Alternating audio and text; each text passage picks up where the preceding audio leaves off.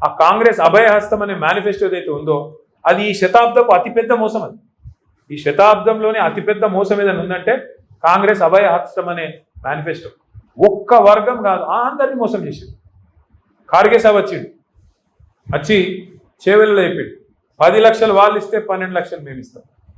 దళితులకు 18% వాటా ఇస్తాం ప్రభుత్వ కాంట్రాక్ట్లలో. ఇచ్చిర్రా? పెంచుతామన్నారు, పెన్షన్లు పెంచినరా? ఇంకెన్ని చెప్పినారు? ఒకటి కాదు, ఇన్నునే ఎంతో ఇంత పెద్ద లిస్ట్ ఉందని. నేను ఫస్ట్ మహేష్ని కోరేది ఏంటంటే ఫస్ట్ మనోళ్ళకి నేర్పిను అలా మేనిఫెస్టోలా ఎస్సీ ఎస్టీ డిక్లరేషన్లా దళితులకు ఇచ్చిన మాటలు ఏంది? ఉత్త దళిత బందే కాదు. ఎంత లంగలంటే ఏది పడుతుంది చెప్పుకుంటా మీరు నోటికి ఎంత వస్తా అంత. శ్రీధర్ బాబు అంటే ఆయన రాసిండు మేనిఫెస్టో, చైర్మన్ ఆయన. దాన్ని నేను అసెంబ్లీలో ఆయన లేచినప్పుడల్లా అడుగుతా, ఏమైనా నువ్వేగా చైర్మన్, నువ్వు ఇలా బాగా నడుపుతున్నావు. ఇస్తామండి అంటాడు. ఇస్తామండి అంటే నువ్వే చెప్పినావు కదా 100 రోజులు ఇస్తా అని. 100 రోజుల్లో ఇస్తా, 6 అయినా ఇటు సూర్యుడు అటు పొడిచినా అని డైలాగులు కొట్టింటే నువ్వేం కాదు. అందుకే అడుగుతున్నాం. 100 రోజుల్లో చేయలేదు కాబట్టి 600 రోజులు అయింది కాబట్టి అడుగుతున్నాం బరాబర్. అంటే వాళ్ళకు ఉక్రోషం వస్తా. ఇక ముఖ్యమంత్రి ఏమని అడిగి మీరు చూస్తాను, ఆయన మాటలు, ఆయన పద్ధతులు. ఎవడన్నా అంటాడే ఊళ్ళల్లో ఆఖరికి పైసలు లేనోడన్నా మాట్లాడతారు అట్లా. లోపల బని పొక్కలున్న మీదికెళ్ళి మాత్రం తెల్లంగా వేసుకొని ఏం షాన్ మే ఫరక్ నీ అని అన్నట్టు ఉంటాం. ఎవడన్నా ముఖ్యమంత్రి నేను ఢిల్లీకి పోతున్నాను కలుతలేరు, చెప్పులు ఎత్తుకపోతున్నామో అని అపాయింట్మెంట్ ఇస్తలేరు, ఎవడన్నా అంటాడా? అరే ఇంత అన్యాయం మాటలు. ఇంకా ఘోరం ఏంటంటే, ఇంకా ఘోరం ఏం చేస్తారా? ఆయన కోసుక తింటారా? ఏమంటారు నన్ను కోసుక తింటారా అంటే కోసుక గొర్రెనా మేకనా లేకపోతే వాడు చికెనా? కోసుక తింటారా నన్ను? ఏం చెప్తారు మీరు అంటే నేను గద్దె మీద కూర్చున్నా, ఇప్పుడు నన్ను ఏం బిక్తారు మీరు అంటూ. మరి ఏం బిక్తారు అంటే మరి పీకేది మనమే చూపెట్టాలి. రేపు లోకల్ బాడీ ఎలక్షన్ రానే వస్తుంది. అంటే ఆయన ధీమా ఏంది? ఇప్పుడు డాక్టర్ అంబేద్కర్ గారు మన రాజ్యాంగ నిర్మాత, భారతరత్న, పాపం పెద్ద మనిషి అన్ని ఆలోచన చేసిండు, అద్భుతమైన రాజ్యాంగం రాసిండు. కానీ గిసొంటి లంగాలు ఉంటారని ఆయన కూడా ఊహించారు. గద్దెనెక్కినండి మళ్ళీ తిరిగి 5 ఏళ్ళ లోపల దించే అవకాశం లేదు. ఎక్కినానుకో కూర్చోవాలి, మళ్ళీ మనం దించాలని మళ్ళీ 5 ఏళ్ళు చూడాలి ఇంతదాకా.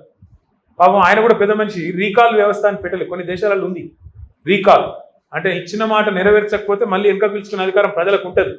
గసొంటి వస్తే ఇటువంటి లంగాలు కూడా భయపడతారు. లేకపోతే ఏంటి, ఏమన్నా నన్ను ఏం బిక్తారు మీరు? ఏమనంటే కేసీఆర్ మీద బట్టగాలుస్తా, వేస్తా, తెల్లారులేస్తే డైలాగులు కొడతా, కేసీఆర్ని తిడతా.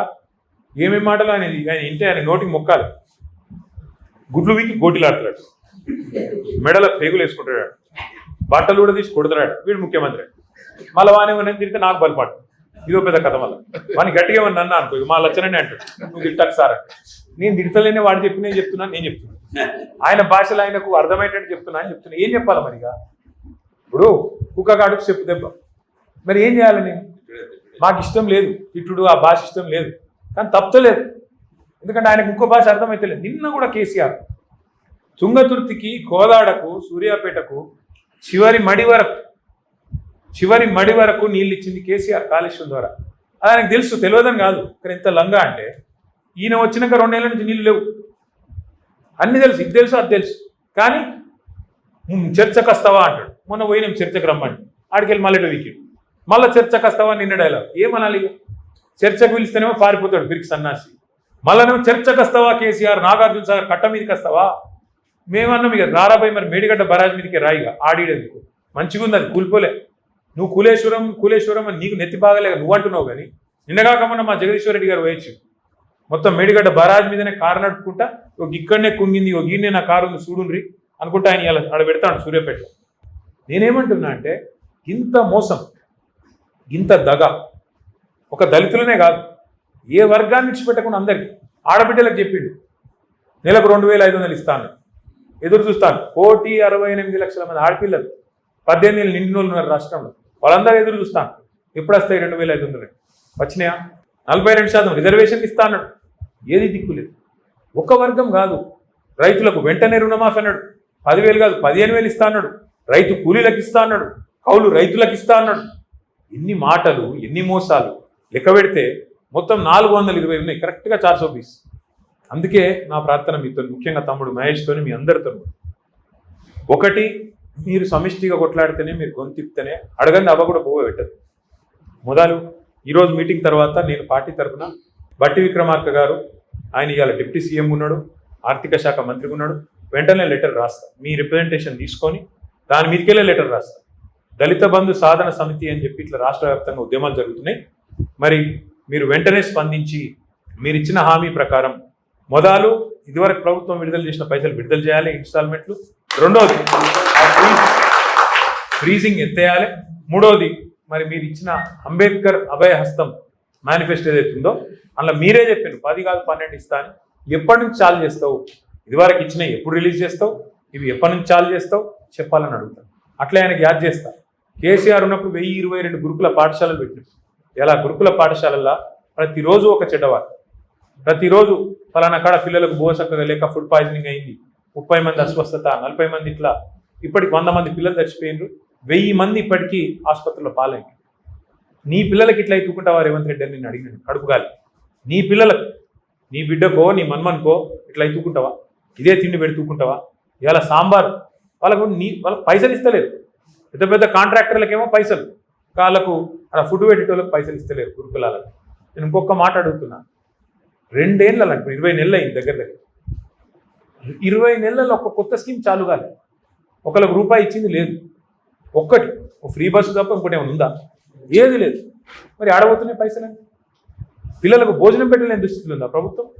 ఒక్క గ్యారెంటీ అమలు చేయకపోతివి, రైతు బంధు పెంచకపోతివి, 2 సార్లు ఎగ్గొడితివి, దళిత బంధు పెంచకపోతివి, ఉన్న పైసలే ఇవ్వకపోతివి, ఆడబోతున్నాయి పైసలు. మరి ప్రభుత్వం యొక్క డబ్బులు, ప్రజల యొక్క సంపద ఎక్కడ పోతుంది? ఎవరి జేబులకు పోతుంది? ఢిల్లీలో రాహుల్ గాంధీకి పోతుందా? కాంట్రాక్టర్లకు పోతుందా? మరి ఏడబోతున్నది చెప్పాల్సిన బాధ్యత ప్రభుత్వానికి లేదా?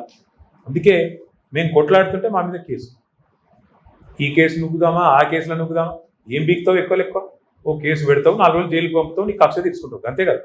అంతకంటే ఎక్కువ చేసేది ఏముంటుంది మమ్మల్ని? కానీ ఒకటి మాత్రం పక్క, ఆయన కేసులు పెట్టినా, జైళ్ళకు పంపినా, ఆయన ఇంకో 10 కేసులు ఇంకా పెట్టినా మేము మాత్రం ఊకోము. ఖచ్చితంగా కేసీఆర్ గారి నాయకత్వంలో అందరం సమిష్టిగా మీకోసం, రాష్ట్రంలోని ప్రతి ఒక్కరి కోసం కొట్లాడుతూనే ఉంటాం. కాకపోతే మీ మద్దతు మాకు కావాలి. మీరు ఇప్పటికే 16 జిల్లాలకు పోయినామన్నారు, సంతోషం. మిగతా 14-15 జిల్లాలు కూడా మీరు పోవాలి.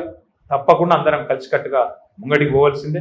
తప్పకుండా 100% మీకు అండగా నిలబడుతుంది. ఈశ్వరన్న చెప్పిండు మరి 16 జిల్లాలో మరి ఇప్పుడు తమ్ముడు ఇచ్చినాడు, ఏమేమి పోరాటాలు చేసిండ్రు, ఎక్కడెక్కడ చేసిండ్రు, బ్రహ్మాండంగా చేసిండ్రు. హుజూరాబాద్లో కూడా చక్కటి కార్యక్రమం చేసిండ్రు. మా సోదరుడు కౌశిక్ రెడ్డి గారు కూడా ఆ రోజు అరెస్ట్ అయ్యాడు, దెబ్బలు తిన్నాడు. ఆయన కూడా బాగా ఇబ్బంది పడ్డాడు ఆ రోజు, నాకు యాద్. మీరు ఇంకా రాష్ట్ర వ్యాప్తంగా మీరు ఇంకా కమిటీలు విస్తరించండి. మేము మీకు పూర్తిగా అండగుంటాం, పార్టీ అండగుంటుంది. మీ కార్యక్రమం ముందు ఈశ్వరన్ నాకు చెప్పండి, అన్న ఇంకో వారం రోజుల తర్వాత ఇక్కడ చేస్తున్నాం, మొత్తం పార్టీ మొత్తం మీకు అండగా వచ్చి నిలబడుతుంది. మీ కార్యక్రమం కేసీఆర్ గారు మా అందరికి కూడా చెప్తా ఉన్నాడు, ఏందయ్యా మీరు దళిత బంధు మర్చిపోయినరా, ఎందుకు మాట్లాడతలేరు మీరందరూ, ఏం పుట్టింది మీకు అని చెప్పి మాకు కూడా ఎప్పటికప్పుడు సార్ చెప్తూనే ఉంటారు. మేమందరం కూడా మీకు అండగా నిలబడతాం. ఉదాహరణకు కూడా మీరు మంత్రులే చేయాలి, వారం రోజుల ముందే చెప్పుండ్రి, మొత్తం పుట్టమలతో సహా మంచి మోకా ఇప్పుడు మనకు దొరికింది. లోకల్ బాడీ ఎలక్షన్ ముంగట్నే ఉన్నది, సర్పంచ్, ఎంపీటీసీ, జెడ్పీటీసీ, అట్లే కౌన్సిలర్ ఎలక్షన్లు ముంగట్నే ఉన్నాయి. నా ప్రార్థన మీతోని దళిత జాతిని తప్పకుండా జాగృతం చేయాలి.